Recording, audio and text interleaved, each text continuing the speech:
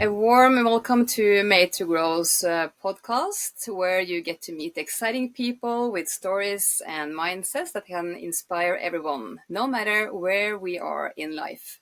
My aim is that you, as a listener, get an insight into the genuine aspects of how we humans are motivated and developed, and how we deal with big and small challenges, as well as maybe have some insights into the guest's recipe for mastering life and career. My name is Sissel Naustdal, and I founded MadeToGrow based on a huge passion for developing potential both in ourselves and in others. Because I believe that when we feel we can use our potential, we also feel better about ourselves, and we can be a greater contribution and resource for others. And today I have the pleasure of having Josh Pasamore as my guest. And you, Josh, you are the founder of Green Earth Vision, a non-profit organization that is uniting and open sourcing the world's best solutions. And your vision with your company is to reinvent and redesign a world we want to thrive in. And I've had the pleasure of meeting you already back in Bali some time ago. And you are a system in entrepreneur operating as a whole socio-economic systems designer. You design cities and villages, currencies, and other innovative systems that can help us step into a new and better world. And I know also you are really passionate about the work and the importance of it. And I think you're one of the most skilled people I have met in this area. And this gives me great hope for the future. So a warm welcome, Josh, and I really look forward to our conversation. Thank you. Thank you. Glad to be here. So maybe you can tell a little bit from your side, like your story. What's your journey? I know you've been into this work systems design for many, many years. So give us some from your with your own words. Whole systems design is, a lot of people don't know the terminology, but it's the building of new societal frameworks. So what we do is we give people the tools to build out a new society, a design society. And that can be social architecture, like culture by design, designing your own culture. That could be processes such as decision-making, agreement fields, alignment processes, onboarding, transitioning, ownership models, currency models, stewardship models, business, organizations, communities. And then there's actual design of like physical things. And once again, we said companies and organizations, a big part of it. Most people think that we're designing villages like drawing it out on paper, and that's really just a fraction of things. That would be the result, the end step after we've planned all the rest of it, that would give us the right space to match everything else that's been built. So the big question for many might be, why do we need all these new ways of doing things? Well, I think that for me, I did a lot of exploration when I was younger as to why I'm here on Earth. And it's funny because I've asked people this question. I was talking to a 50-year-old person, and he had never asked himself the question why he's here on Earth. So you And say again, you never asked the question. why he was here. He never asked himself why he was here on Earth, if there was something he was supposed to be here to do, or he just never thought about it at 50 years old. But That's quite interesting. Yeah. yeah, some people don't think about it, and they don't know what they would do with their life if they had all the money they needed. Like, some people are just focused on making money, and they literally don't know what they would do with their life if they had everything they needed. So I've had other people just really blank out when I ask them these questions. So for me, I get a lot of guidance from the universe, my dream space, and I'm here on a mission for humanity to move forward in a different way. I'm part Native American, and our culture was decimated to a high degree, not completely wiped out. And I come from a mixed family of European and Native American. My dad's a minister of New Thought Church, which is, if you don't know what that is, the movie The Secret, those are all New Thought ministers that on that movie. So it's like they take from every religion and they give the lessons and they teach the lessons to the congregation. And so I've always wondered, how can we move forward in the right way together and go back in history, and instead of just destroying cultures and taking them over and assimilating them, sort of like was started in the Roman Empire. Actually, a lot of the law that we live on is still from the Roman Empire days, based on all the foundational work that was done at that point. And so my job is to, I think we're here on Earth for a few reasons, but one of them is to move forward in a new way. And this does go along with the eagle and the condor prophecy. Probably not time to explain that one, but we're moving from a male-dominated, go forward, push everyone out of your way, to a balanced, energetic approach to life.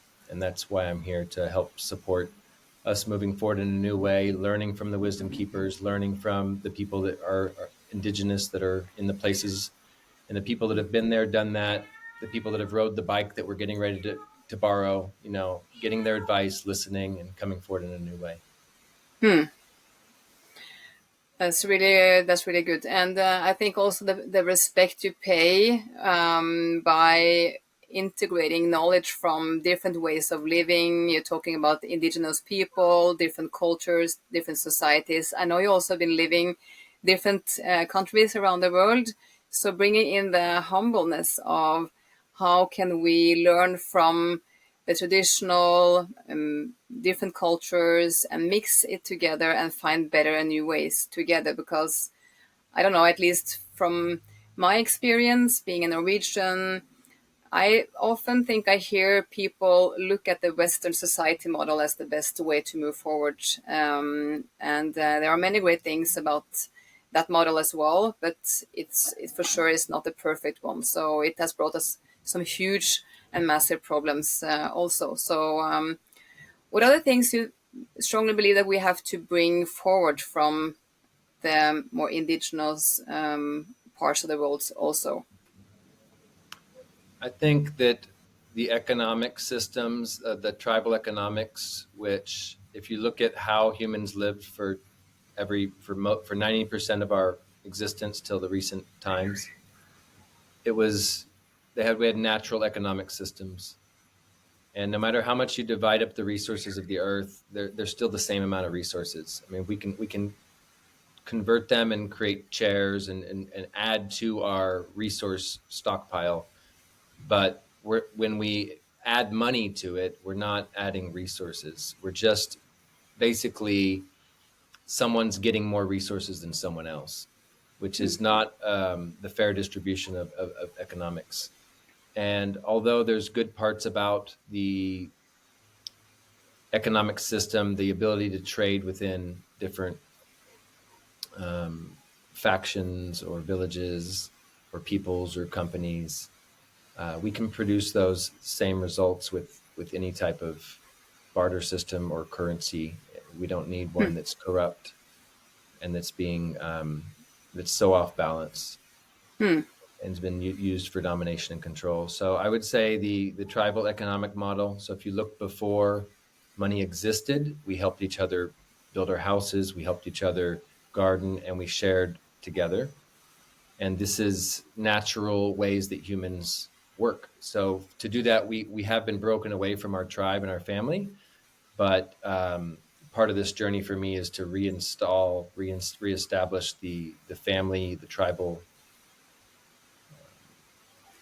way of living, and to some extent having more of an extended network where we're all committed to a purpose.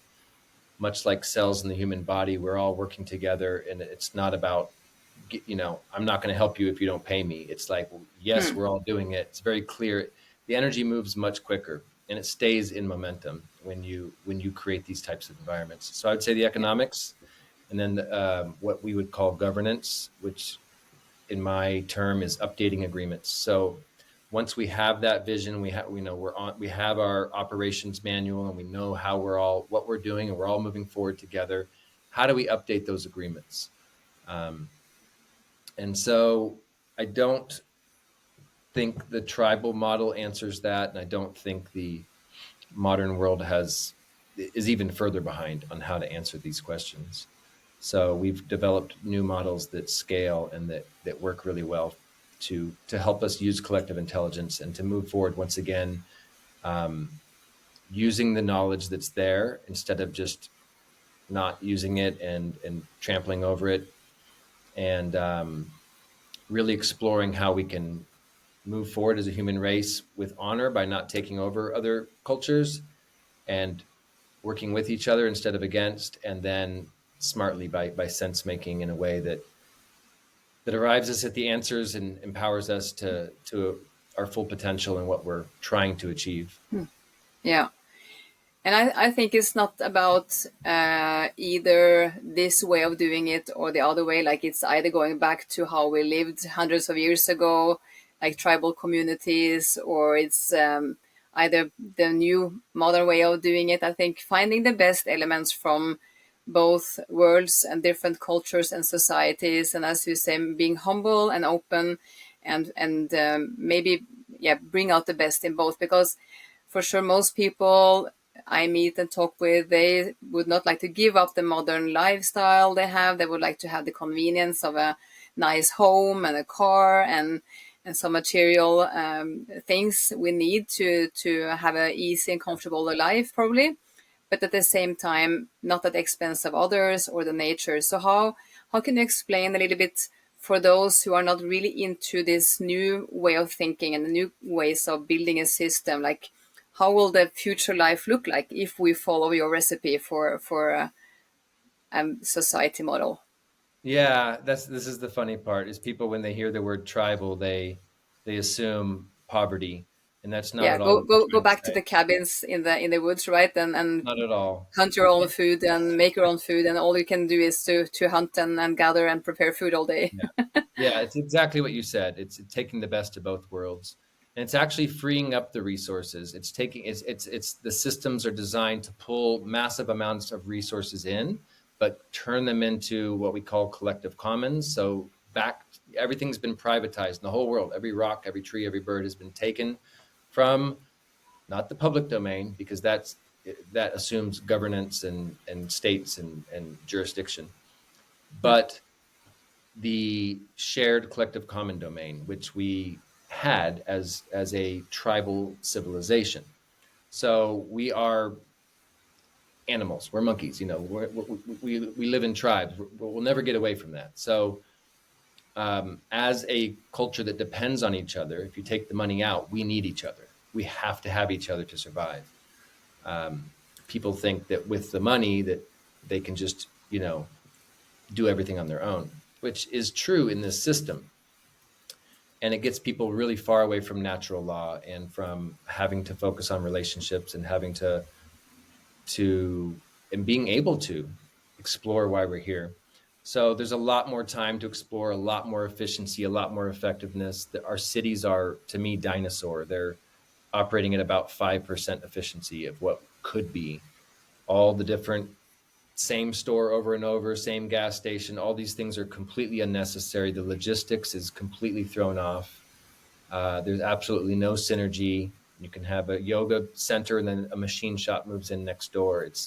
It's really chaotic. There's a lot of people ripping each other off, and crime, and all these things are problems that are systemic problems caused from the system that we're living in. All of these.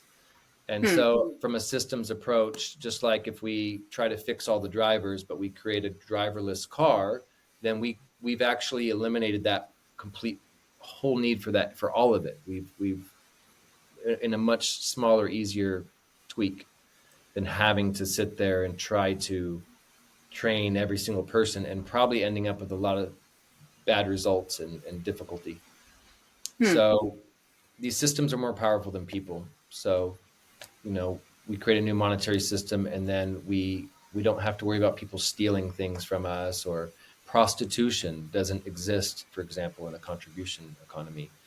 It's Hmm. not possible, because if I'm contributing to the whole and the whole takes care of me, there's no motivation for someone to sell their body. They have everything they need. They have true wealth, happiness, purpose, joy, passion, everything they have. They don't need to go out there and even get $1 million, because that would be distracting them from what they've already found. So I guess the model we are living in, or the society we're living in, is based on the assumption that there is not enough to go around. So resources are scarce. So we have to control it or take as much as we can for ourselves, because otherwise others will have it. So this really flips everything around in that aspect, which means resources are more abundant. I think we know that the planet and resources from nature are also abundant. It's about the distribution and letting everyone have a fair share of it. And but how is this like transition going to happen? Because I think most people will have difficulties in wrapping their head around how will this new city look like, or how will this new village look like in this kind of society. Well, there's many different blueprints. So I'm just speaking on one possibility. And there's, infinite experiments and ways we can do this. However, much like a whole system, there's certain ways to do it right, and like a flashlight, if it's organized differently, it might work, it might not work, but it's definitely a different whole system. So any system, anything that is a collection of parts that work together to form. Even this bottle is a collection of pieces that without one, it would not be a whole. It would be dysfunctional, and it wouldn't serve its purpose. So a contribution economy, um, there is no the energy behind it is one of honor. Like we've done what we need to do, and we feel honorable about that. Josh, before you Yeah, move on, yeah. you're speaking a little bit low. So if you bring some more energy into your voice, it's easier Mhm. to hear everything you say. Okay. So Can you repeat the question? yeah, so how will things like how will it be different? Like for a person like me, for example, I'm used to having a job. I have a salary from my job, and I go out and I live in a city or close to a city. I have my everyday life. So how will I experience life differently if I were to move into a village or a city designed in the way that you're talking about, where the contribution model is the fundamental way of doing it? Will Yeah. I So stop working? Will everyone contribute enough? Like many might think some will maybe not contribute or do that much, so I have to do more because others will be more lazy. Maybe like how will it actually work for us yeah, to bring this on? yeah. So a contribution model does not say that you don't get reciprocated for what you do. So we want to stick with the model: you get paid for what you do, or you get reciprocated for what you do. You don't get paid for what you don't do. And so in our current model, as we know, the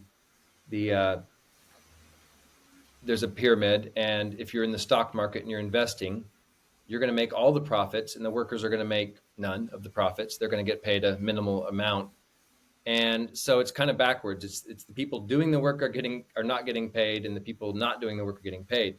So it's a very interesting system that we're in. And basically, if you divided all the resources up throughout the world, there would be no one that would want to show up at Walmart or show up to deliver trash, because they would all have, I think the amount is $700,000 each, if you divided the wealth. And that's based on a very old figure, because it's jumping through the roof as we speak. We'd probably be all millionaires, everybody.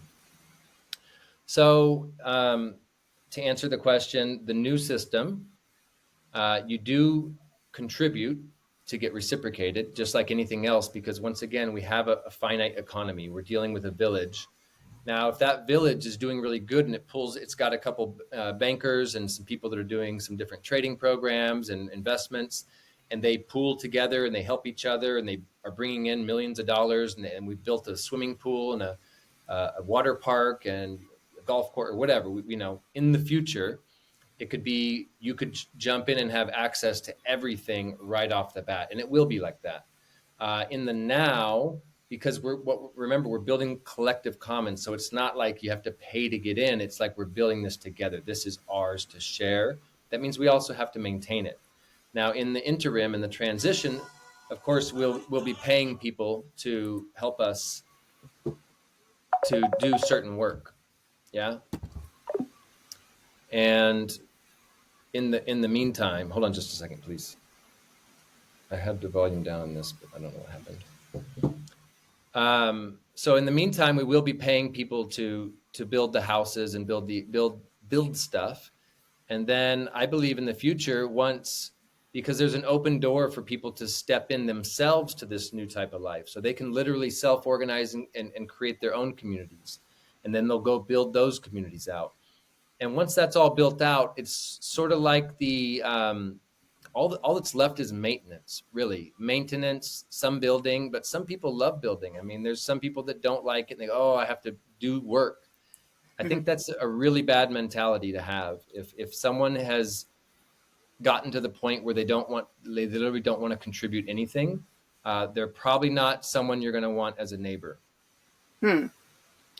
Yes, so it's basically self-organized in a way that people will feel like I'm not contributing. So the social, like so-called pressure for contributing will be the one regulating everyone to do something at least. So like back in the old days, we lived at farms, maybe several generations together, neighbors helping out, and it was easy to see if someone just were there without doing anything. So yeah, it's like a Yeah. team. Like if you work in an organization and if you have a couple of free riders, they don't do anything, they will quite easily feel the pressure from the other ones to step up their game and be part of the team, right? Yeah, and it's a self-organized system. I mean, people don't have to do anything. If they have resources from the old system, then they don't have to, they don't want reciprocation. They can just, whatever they've agreed to, then they've agreed to, and that's fine. If they've agreed to coming in and they're just visiting and they're paying their way through things, that there's nothing wrong with that. If that's the agreement that has been had between the collective and that person. Now, we want people that are participating in building the culture and understanding, because if they come to an event and we built a whole new code and body language and we're all in this different vibration and they just didn't do the work, it's kind of like not having a driver's license, but you're trying to fly the plane. It's in the current society, we only think in, I've accessed everything is at level 1 in current society. It's all the same. It's cookie cutter. It's standard. If I have money, I get into this place, and the rules are pretty much the same. Now we're going to move into a much faster speed. Our culture is going to grow so quick when we start moving to level 2, 3, 4, 5. Once that framework's in place for us to progress as a culture, body language is 80% of our language. We don't use it at all. We will be communicating so much quicker with each other that people that aren't doing the work are going to be left out. They're going to be left behind, and they're probably going to end up synergistically being aligned to places that are level 1, and they're going to get motivated. They're going to say, oh, wow, I see how fun this is and how amazing this is. And then they're going to take the time to do it. But there'll be a moment where they'll be out of synergy and they won't be able to be in that area. And it's not a bad thing. It's just synergy. It's like if you're not ready for that area, if you don't have the license, you don't fly the plane, right? Yeah. But still, if you have some kind of accident or you get sick, the society will help you and take care of you. So like if you have to take a break from contributing for some time, because all of us go through stuff in life. So sometimes we need to just be taken care of as well. But this society will also take that into consideration. So people also have a safety net basically if they are reduced for some reason. Yeah, of course. I mean, we still have the what we call old paradigm. We still have hospitals, insurance. We still have law enforcement. If someone breaks a major law, they could still go to the police. It could still come and handle it. It's not like we Yeah. have to replace everything. You know, Yeah. what's fix what's broken, not what's not broken. Yeah. And so And we're I not. also, Yeah, go yeah, ahead. sorry. No, sorry. Well, the agreements, I mean, yes to what you said, but it really is up to each community, and it depends on what they have as a funding pool. If they have decided to put some aside for insurance or put some into an insurance pool, they, Yeah. if they didn't, then that individual would be responsible to getting their own insurance in the Mm. old paradigm, or Yeah. they can pull together and create their own insurance. That's really, I mean, that's up to each community. And once again, as an individual with your own sovereign being, if your community says no, we don't want that, you can still go buy your own insurance. Yeah. And also, I know from the conversations we've had that we share the enthusiasm for the same book. Maybe we have more books in common, but Reinventing Organization with a guy called Frederic Laloux, a book I read, I guess, 5, 6 years ago, and it really, really hit my heart, because of the ways of looking at leadership and organizational development. And it's called teal organizations. I know you have so much expertise in that area, but basically, as I understand, the ways of building a society or a city or village are based on some of those same principles. Could you maybe dive in a little bit into those aspects and also make the connection to organizations and leadership? Yeah, the teal model is a successful worldwide organizational model. It's been highly successful in many areas, including schools. And I think they have a big example of a hospital or a home care. And it's a great starting point. The teal concepts, holacracy, has given us self-organized systems so that we don't have to start a company and have to have a leader and a followers. It's allowed us to take that carte blanche authority and distribute it to teams so that we can self-organize and the teams can make their own decisions, basically, however that emerges and looks. And this is what we've been experimenting with. This is what we've been creating. And this is actually Green Earth Vision. And I'm part of an ecosystem called Omni One. This is actually one of the best products we have, which is a new sense-making capacity, a new decision-making model that allows us to scale and make and use collective intelligence. And there's really nothing out there that works. There's Hmm. voting, which is just terrible, and it leaves half the people unhappy half the time. So in a village, it creates a lot of animosity.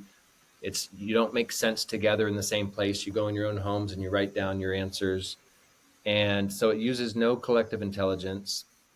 And we're sort of moving forward blindly, and then it changes back and forth. And once these systems get hijacked, even our voting system has gotten hijacked, and it's supposed to be equal votes, but it's not. Now it's representatives and all these things and these payoffs.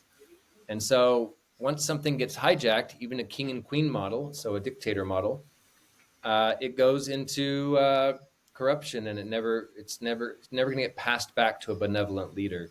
So, and then things change when that benevolent leader dies. Like Steve Jobs, when he died in 2015, you can look at all the computers. I don't know the exact years, but you can look at all the computers after he died, like a year or two after he died, and see that. And I knew this was going to happen, that they're all now being made obsolete. New investors came in and they sort of, are sucking it for as much as they can, milking it. Hmm. So these models are obsolete, and we're Yeah. stepping into Yeah. a unknown future, and we need Yeah. better tools than we have. Yeah. Yeah. And I think also, like you touched upon, how many people are not so engaged at work, or you had different words maybe of it. But I was thinking from the Gallup research that's done, I think every year or every second year, shows approximately only 14 or 15% of the workforce is actually engaged in their work. And the rest is either proactively disengaged. I think it's around 8%, 10% actively disengaged, and the rest they couldn't care less. And companies today, they struggle with massive amounts of turnover. It's difficult to hire highly competent people. So I guess this is also some kind of sign that this model we are using is not working properly, it has at least many improvement areas. So the teal model is a way of also working with organizations, bringing in those aspects to have more engagement, purposeful work, and have people come there to be part of a great team actually. Yeah. So yeah, it's Yeah. many things. Well, like so many things to touch upon. Do you want us to comment on the organizational things there before we move on a little bit to some other stuff I would like to touch upon with your journey as well? But yes, feel free to comment on that.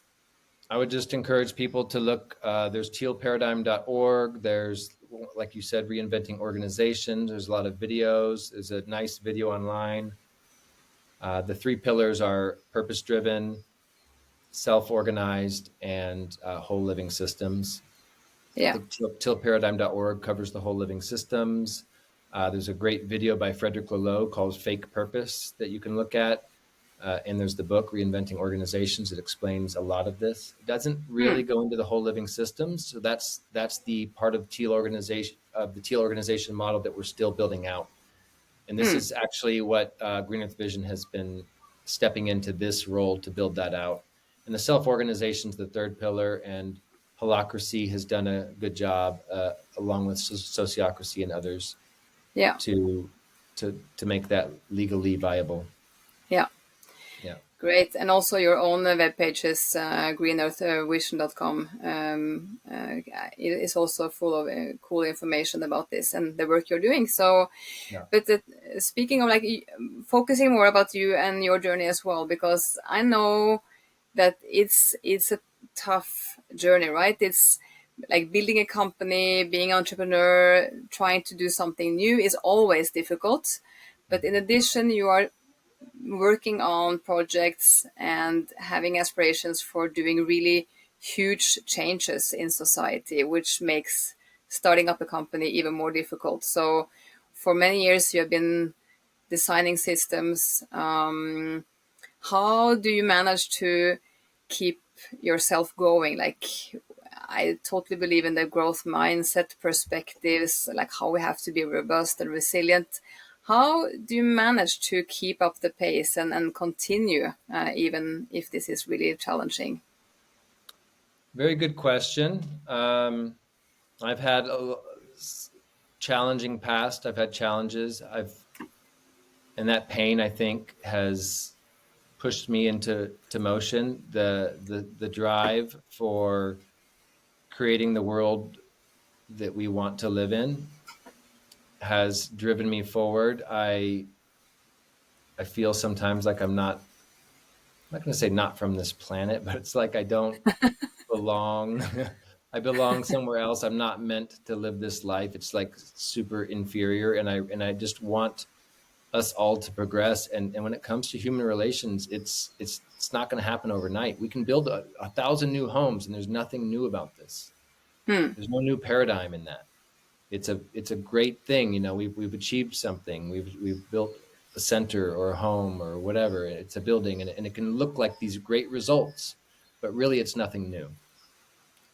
So the social architecture part and the relational field part, is as valid and as important as having a space to be able to, and a nice economic system that supports us in moving forward, and being able to share our gifts and reach our full potential together, um, while we're still here on Earth. And I don't feel fulfilled in where I'm at yet with what's been created. I think there's a very good community here in Bali, um, compared to a lot of cities I've been in, where there's a lot of, I use the words, like female and male, and just it's not talking about men and women. It's talking about the energies of drive forward in the future and progress Yeah. versus like the taking care of the now and going inside and relations and things like these.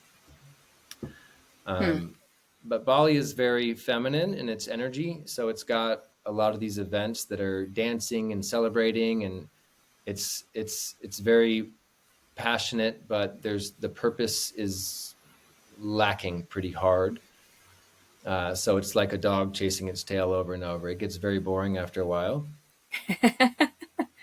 And so You mean my the culture in motivation, Bali is about the feminine energy, but it lacks some kind of purpose and direction? purpose. Yeah, yeah. There's no purpose right now. It's just the same events over and over. Hmm. And so people confuse Interesting. passion with purpose. Yeah, it's fun, and but the impact is globally is zero. I'll get more impact personally out of going to the gym than I will going dance, unless I'm Hmm. trying to be a professional dancer, which I'm not. Um, so it's just these events are the impact is very low. Yeah, and so So, but it's a great environment. So it's not going and finding new people and new environments. What it's creating this future where we're at now. Now's the time. We have these amazing opportunities, and a lot of people are just going with the flow of the river. And so my motivation is um,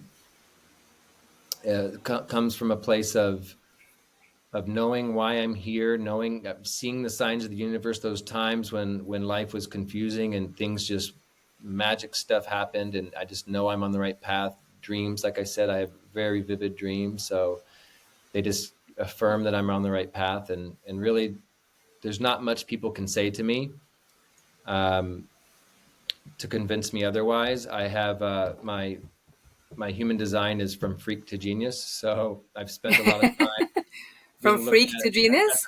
from freak to genius. So I've spent most of my life up till recent years, like explaining systems and these different, and just most people are like, okay, you're a freak, you're weird, it's freaky. But then as they develop and as it's a solution to the world's problems is according to this human design, yeah, and Yeah, um, and yeah, and as it progresses, it turns. I step into my genius, and I don't know. It's my life path, so I guess that's the yeah. answer. So you find your strength in having your purpose and direction in life, which is really the driving force. And you say being in an environment where it's good energy and great people. And yeah, what else is your recipe for creating yourself a good life and to stay on to this path, basically? Like I know you are into creating relationships, like with people, of course, but also building your own health and taking care of yourself in that way. Like, what are your routines or daily habits or ways of doing things to keep yourself going in this long journey you are on? Hmm. Well, I have morning meditation. I stay pretty physically active in general. I do fall off track at times, but I think in the last few months, as I'm jumping in, a lot of that has been because the world's in a giant distraction mode, and it's so easy to get caught up in these distraction energies.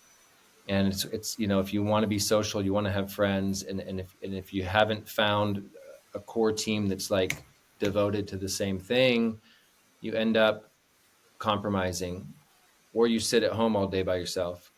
Hmm. So I can't say I've been super on track and reaching my full potential. In fact, that's what drives me is all the college kids and the young kids that will never reach their full potential. This is really what drives me, and it's I have taken a break when I did get burnt out, and Hmm. so I've been able to take a break, and I did a lot of time in Costa Rica where I was able to shed a lot of the layers in that I built up in America on my psyche, on my physical being, emotional, spiritual, all that, and I did that work. I did the work it took. I spent 2 years, and I spent many 2 years, basically by myself on beaches, sitting in the rain, just working my stuff out. Hmm. Seems to be like burning out. I think almost all the guests I had on this podcast and so many people I meet outside as well, like some form of burnout is seems to be something almost everyone goes through at some point in time, or maybe even more than once, also, which might also be another sign of the system we are in, which is not really, really healthy for us in the long run. So I guess we tend to focus so much on expectations, both or their own expectations we have to ourselves, of course, but also expectations from others. But yeah, how do you now work on finding a better balance to make sure you are not going into another burnout again? I like to create a mix of half structured and half unstructured with my time, my days. So I'll put about 3 meetings. I'll make a day, 3 to 4 usually max, and some of those are, like I said, structured and unstructured. And I like to take a day or two off during the week to just enjoy the day and get rid of all the other to dos and errands and just do something new and take an adventure. Hmm. Yeah. And I don't have a lot of routines like a lot of people do, to be honest. I've just settled myself in, and I just schedule lightly, and I've looked at all the charts of, for instance, you can take what your values are and you can look at what's missing. You can look at your mind, body, spirit, finance, all these things, and see what's lacking, and you can try to balance it on purpose. Hmm. I've I've done that, and I've brought things up to the level they need to be. So I've had some challenges, but now I think I've sort of just figured out what works and doesn't work, and I do pretty well. Hmm. Yeah. So having routines is great for many, and I for sure are one of those who need some routines to keep myself on track. But I think from what I'm hearing and what you're saying, Josh, is from what you have been through, you have some experience, both work and life. Maybe you got to be better at listening to your own body, what it needs. And as you say, plan light, so not have too much things booked into the calendar, and maybe check in with yourself, what do I need today or this week or the coming month, and more follow that pace. And as long as you have your purpose and your goals, you know which direction you are going, and then you might find a better balance, and maybe you don't need all those routines because you are having a habit of listening more in to what you actually need to move forward. Yeah. Am I And guessing I've right? had the universe backs me up too. I had a caffeine addiction, not an addiction because I didn't know. I started drinking it. I started selling yerba mate, and then it turned into coffee, and I just didn't realize I just became normal after a while. And what it ended up doing is it ended up giving me, literally, what I thought was a herniated disc for 15 years. So for 15 years, I was incapacitated. I had a daughter to raise, and I wasn't able to do anything without pain. I didn't sleep not one night of those 15 years without major pain and moving around and waking up all night. It took me that long to realize it was the caffeine, but I had some sort of intuition happen, and I knew that I needed, because it was also would make me nervous. And I was going to Mm. Costa Rica for this journey that ended up being super magical, and I knew I had to quit caffeine, and that was one of the things that would make it successful, and I did. And sure enough, like the universe opened up to me. I ended up meeting the Minister of Sustainability who approved Green Earth City. I ended up through a guy named Javier Francisco Ortiz, amazing guy. I would see people that we were supposed to meet like on the street, and just all these random occurrences were happening to me and the girl I was with, my high school sweetheart, who I went with, and I attribute it to being on track. The universe really supports me and kind of shows me what I need to be doing, and a Hmm. lot of that for me has been um, yeah, what I'm putting in my body, I didn't realize how important that was till literally 3 years ago. I thought that I had a stomach of steel, which I do. I can eat anything and my stomach just digests it. I'm really very lucky in that area. And so I just thought I could handle anything, but then there's certain things that I'm super sensitive to, and other people can are fine with it. Hmm. Um, But I so also guess like over time, when you eat stuff, the body can handle it. It can repair many times over and over again.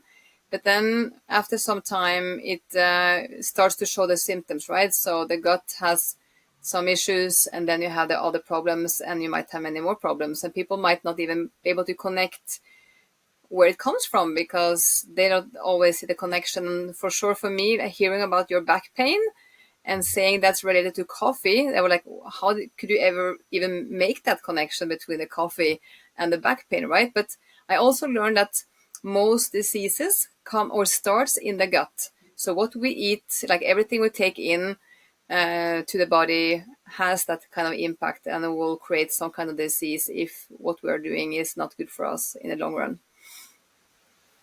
yeah, yeah. So Fasting is great too. I was guided. All these things have just shown up for me. People at the right time, and dreams, and showing me what I need to be doing. And so it's from there. yeah, It's just a matter of following it. yeah.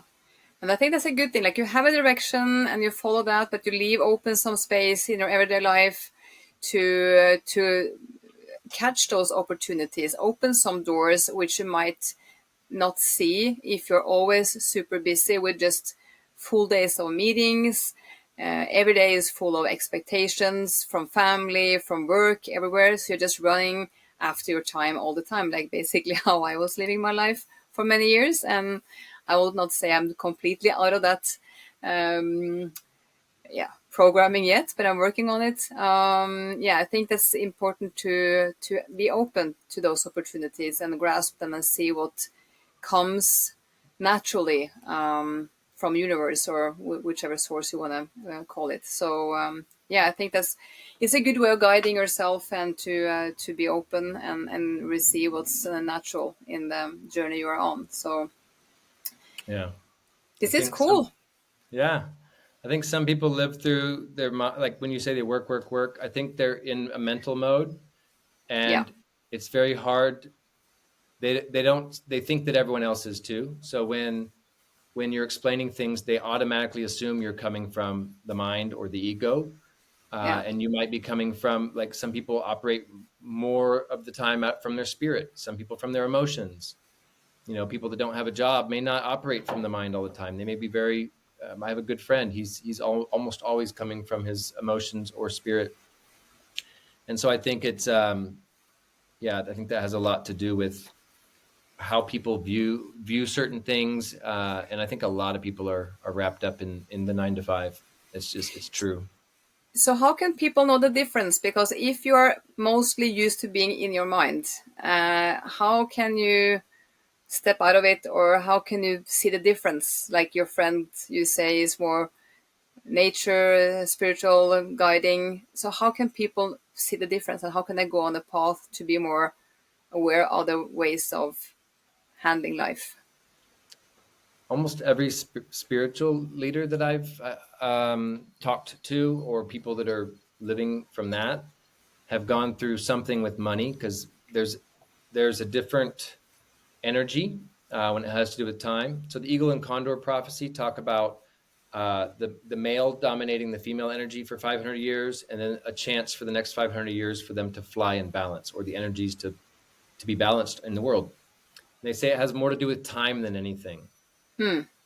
And when you're in that work rush culture, that time becomes different. It becomes rushed and go, and we're in a hurry all the time. Hmm. And I think one of the things is these spiritual leaders have all like burnt money or let go of it, and really like allowed money to just come or be there. I think this is a critical step. I think a lot of people are living out of fear, and so this Yeah. is honestly, it's a lack mentality. Some people might say, well, if I have money and then I'm not in a lack mentality, which is not true.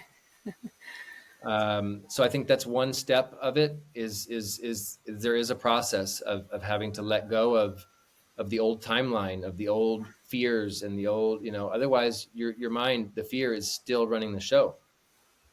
Hmm. Um, I'm But not maybe very easier emotional said than person. I'll done. tell you You about need a that. place to stay. Like you have a family to take care of. It's easy to say let go of the fear of not having enough money, but like how to actually do it in practical terms. Well, there's obligation, and so that's another. That's more of the energetic side of the new paradigm. Is we're not coming from obligation, and I Yeah. get that. And so a lot of us act out of obligation of what we have to do, should do, or have Hmm. made some previous commitment to. Which, if it was like for me, I have a child, and yes, that's a part of my. It's a commitment I made, and Um, it's not something that someone else told me I should do. It's something that I chose wholeheartedly to do, to be there for her. And that means Hmm. that what I have, I share, but that's what I have, I share, right? So it's been a journey for me to let go of those expectations and Yeah. to just move forward and not coming from obligation, but coming from choice at every moment, and that has to do with relationships. It's a whole nother way of looking at relationships, specifically romantic, and it's difficult. But when the purpose is more important, and when two sovereign individuals realize are on the same page, and they're both headed towards the same goals, and once you get that into a community size, it's Hmm. beautiful because we're all supporting each other in this journey, and it's a different paradigm, it's a different worldview. So it's not how can I survive, which is the orange paradigm, which is what 95% of the world is coming from, but it's how can we thrive together. Yeah, the orange paradigm, which is in part of the teal organization framework of Frederick Lalour, right? Yeah. So, and also in the new society model, resources will be more abundant. So you will not have the same reason for having a fear of not having enough. So that's also another important argument. And I was thinking about, I saw a video quite some time ago. I think it was on monkeys, where they tested different groups of monkeys, where they either gave a limited amount of bananas, and the monkeys started to fight more easily over the bananas, and they knew they were about to come at a certain time, and there were more aggression and more disturbance in the group of monkeys. And then another group of monkeys, they had actually availability to bananas all the time, and they didn't have this.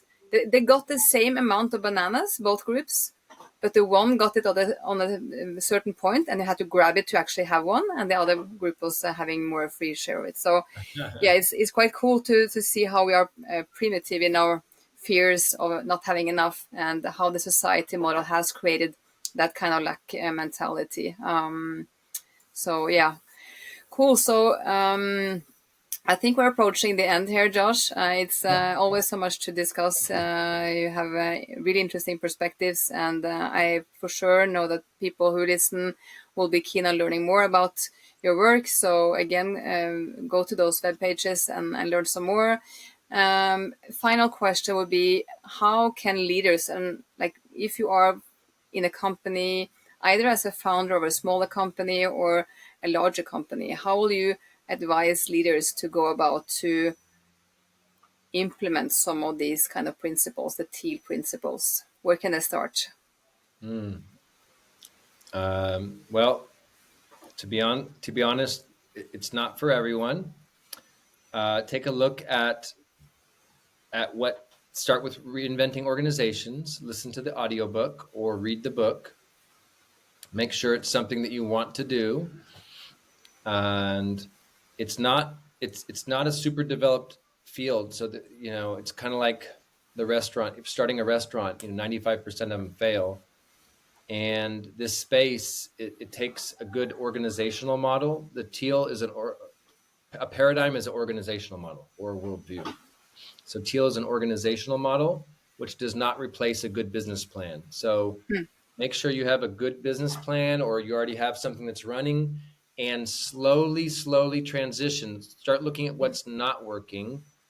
And some of this stuff is systemic. So coming from, talk to a whole systems designer, find someone, there's a great, there's a website, and there's a whole, it's an event called Tribalize, and it's a whole systems design conference. So everyone in that group is in the field of looking at whole living new systems, basically coming from the teal paradigm perspective. And so you could see which issues and problems are happening at a systemic level versus you know, touching one little thing and tweaking it and hoping that it'll fix the next problem. It's kind of like society. It's got so many problems, and if you fix one major thing, they'll all get fixed versus trying to Yeah. fix each individual one. They keep Yeah. happening. Yeah. So Go and look for I the would say root talk to a cause. whole systems designer. Yeah. Look for the root cause. So, like we talked about being sick, maybe look to the stomach or the intestines. Maybe everything is rooted there. And the same is in organizations. If you find a root cause for why people are not engaged, okay, so go and fix it. And many problems will be solved by fixing one big problem. So, Yeah. cool. So thank you so much, Josh, for the conversation again. Always learning something new when we talk. So I really appreciate you spending some time to be part of this podcast. So any final, like, what can you leave with the people who have been listening? Like one thing to remember, which is the most important. Yeah, we're all in this together. It's really about reaching our full potential, whether we understand or label it as new paradigm or whatever. It's creating our full potential, which includes abundance as well as compassion. Hmm. We want to create a world with compassion, but that doesn't mean that we want to all be like communism or something. Mm-hmm. And we want to create a world of abundance, but that doesn't mean, abundance for a few and everyone fighting all the time.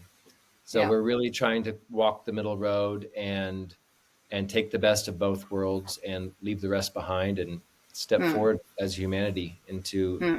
a thriving, abundant future. That's great. Wise words. So thank you so much, Josh, and All right. let's keep in touch All for right. more learning. Thanks. Bye bye. Bye.